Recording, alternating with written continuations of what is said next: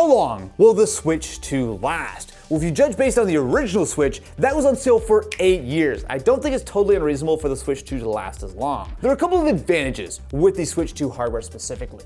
So the original Switch, while it's only as powerful as something like a PS3 or Xbox 360, a little bit above that, but importantly it had a more modern NVIDIA GPU, which meant that it was able to run games like The Witcher 3, which would have never run on last generation hardware. And the Switch 2 is in a very similar boat. It is about as powerful in docked mode as something like a PS4 Pro, but it has a much more modern GPU, and importantly it also has DLSS, which means that pretty much any current generation game should be able to run on the Switch 2 today, and you can certainly imagine that even some next generation games could likely get ported down.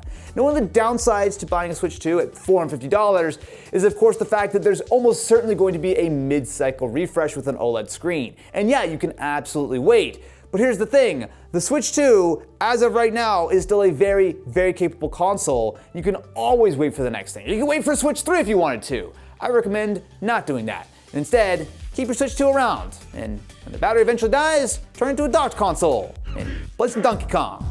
Most importantly, it's a really fun game.